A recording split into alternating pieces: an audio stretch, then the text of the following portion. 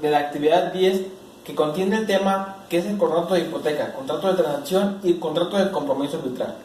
Vamos a comenzar con el contrato de hipoteca, que el concepto nos dice que la hipoteca es un contrato en virtud del cual una persona llamada deudor hipotecario constituye en derecho real sobre un inmueble determinado y enajenado en favor de otra parte, que es llamado acreedor hipotecario, para garantizar el cumplimiento de una obligación sin quitar al deudor hipotecario el bien agravado y que da al acreedor el derecho de la persecución, quien en caso de incumplimiento de la obligación podrá enajenar el bien al grado de la prelación que señala la ley. Las características de este contrato nos dicen que es de garantía, pues tiene como función asegurar el pago del acreedor mediante una garantía real. Es accesorio, ya que depende de una obligación principal, aunque no existe por sí mismo, sino para garantizar una obligación ya antes señalada. Es unilateral porque el deudor se obliga a cumplir con la obligación de pagar. Es consensual porque se perfecciona con el acuerdo entre las partes sin necesidad de hacer entrega de la cosa materia del contrato, ya que en ningún momento el deudor pierde la posesión del bien inmueble. Es nominado porque se señala en la ley. Es formal porque se perfecciona, porque para su perfeccionamiento se debe realizar por escrito ante un notario público e inscribirse en el registro público de la propiedad. Y es oneroso, ya que solo genera obligaciones para el deudor hipotecario, mientras que para el acreedor solo genera provechos. Para los elementos de existencia y de validez del contrato, los elementos de existencia son dos, que es el consentimiento, que se traduce en el acuerdo de voluntades para realizar el acto jurídico, o el objeto, que consiste en la cosa que se dará en garantía, ya sea un bien inmueble o inmueble. Para los elementos de validez vamos a hablar de la capacidad, que solo puede hipotecar el que puede enajenar. Nos dice que la hipoteca se debe realizar por escrito en virtud de que se debe tener en el registro para producir efectos frente a terceros. Ahora, las obligaciones de los contratantes, vamos a hablar de las obligaciones del deudor. El deudor tendrá como obligación principal no realizar actos respecto al bien hipotecado, ya que pudiera perjudicar al acreedor en la garantía de su crédito, así como él tampoco podrá celebrar contratos de arrendamiento o recibir anticipos de rentas por un término que no exceda de la hipoteca. Entre las cosas más importantes de este contrato se debe señalar cuál va a ser el bien materia de la hipoteca del presente contrato.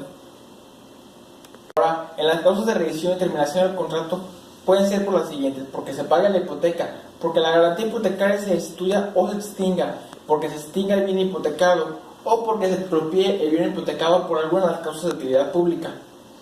También porque se rematara el bien jurídicamente hipotecado por remisión expresa del acreedor o porque se declarara prescrita la acción hipotecaria, porque se confunda el bien hipotecado por el acreedor y por dación en pago.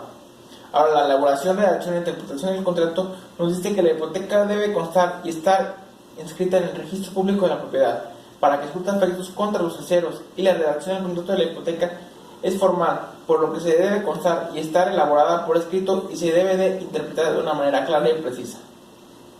Ahora vamos a hablar del contrato de transacción, que el concepto nos dice que es un contrato por el cual las partes, mediante concesiones recíprocas, ponen fin a una controversia jurídica que existe entre ellos, evitando la provocación de un pleito o poniendo fin al que había comenzado. Dentro de las características que implican este contrato nos dicen que es un contrato oneroso, ya que se obtienen contraprestaciones recíprocamente por cada parte.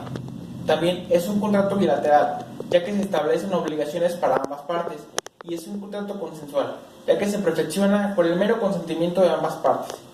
Y este es un contrato accesorio, ya que depende de una relación jurídica que se ha generado anterior y que dio nacimiento a este contrato que ahora es materia de discusión. Ahora, dentro de los elementos de existencia y de validez del contrato, en los elementos de existencia vamos a encontrar con el objeto, que es la resolución de un conflicto respecto del régimen de obligaciones que no produce una transacción de derechos u obligaciones, solo se supone un reconocimiento y medida de los mismos. Y el consentimiento, que nos dice que es el acuerdo de voluntades de ambas partes para poder llegar a cabo con este contrato. Ahora, dentro de la validez, vamos a hablar de la capacidad, que se limita a quienes ejercen la patria potestad, pues para transgredir en sus intereses se requiere una autorización judicial, y la formalidad, que ésta debe realizarse de manera escrita.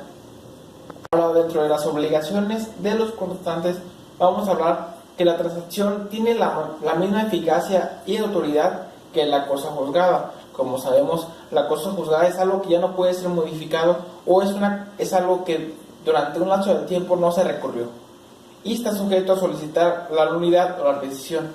Nos dice de que en caso de que se quisiera impugnar la transacción, deberá disolverse lo recibido con motivo de ella, es decir, se debe resolver con anterioridad esto mismo.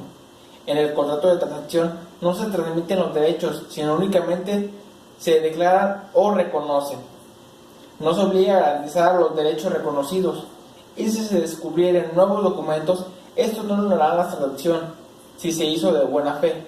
Es decir, si posteriormente salen a luz diferentes, como lo dice ahí, documentos, esto no va a dar motivo a que la transacción no surta ningún efectos legales si ambas partes estuvieran de acuerdo. También nos dice que el fiador solo quedará obligado a la transacción si así se lo hubiera consentido. Dentro de este contrato existen cláusulas importantes, como el que nos dice que este contrato se va a mencionar que existe un fiador solo si las partes así lo hubieran consentido. También nos dicen, se debe de mencionar la cláusula desde el momento en el que comienza a surtir efectos el contrato o hasta qué momento, como nos dice, va a dejar de surtir efectos el mismo. Ahora, la rescisión y la terminación del contrato puede terminar por causa de algún delito de alguna de las partes, por alguna herencia que se haya ejercido, por filiación, es decir, que exista algún parentesco entre ellos, o por el derecho de alimentos, que como sabemos es el derecho que tiene el padre hacia el hijo o el hijo hacia el padre, o por una sucesión que se vaya a realizar de una manera futura. En la elaboración, redacción e interpretación del contrato, este contrato debe realizarse de manera escrita con los lineamientos que se generan en el Código Civil del Estado de Jalisco. En el contrato de compromiso vital, que es el contrato que a continuación vamos a mencionar, nos dice que es un contrato que cuenta con toda la extensión de previsiones y en el que se indicará el conflicto ya suscitado, las partes supervinientes, el sujeto, el nombre o el árbitro, la facultad de que se le otorga al árbitro, así como las leyes aplicables y reglas procedimentales de este. Y tratándose de este tipo de arbitraje, se deberá de haber sido mención específica del árbitro que tendrá las facultades para decidir, es decir, se le debe especificar el árbitro con anterioridad dentro del mismo contrato. Ahora, las características del contrato nos dice que es un contrato oneroso, ya que se obtienen contraprestaciones recíprocas por cada parte. Es un contrato bilateral, ya que se establecen obligaciones para ambas partes, y es un contrato consensual, ya que se perfecciona con el mero consentimiento de las partes. Es un contrato principal, ya que el convenio arbitral es un acto jurídico que tiene siempre el carácter de principal, conste o no el documento destinado exclusivamente a él. Además, debe constar en un acuerdo independiente. El convenio arbitral podrá estar contenido en una cláusula incluido en dicho contrato. Ahora, existen diferentes elementos de existencia y de validez.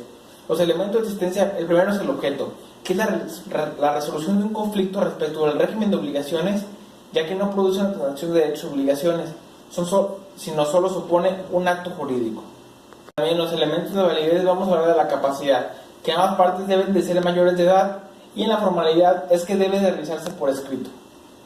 Ahora, como sabemos, cada contrato tiene diferentes obligaciones para ambas partes. En este contrato las obligaciones nos dice que ambos deben estar obligados a tratar de solucionar su conflicto por los medios alternos, en lugar de llegar a un juicio más específicamente un procedimiento arbitral. Como sabemos, antes del procedimiento arbitral existen diferentes medios de conciliación, como puede ser la conciliación misma o la mediación, que son procedimientos de mero trámite que se realizan ante instituciones, específicamente ante el IJA, que es ese Instituto de Justicia Alternativa. Ahora, dentro de las cláusulas importantes, una de las cláusulas, como lo acabo de mencionar, puede ser de que anteriormente en el procedimiento arbitral se hayan agotado diferentes procedimientos, como puede ser el de mediación o conciliación. Ahora, la rescisión y terminación del contrato nos dice que la rescisión puede formalizarse mediante convenio expreso.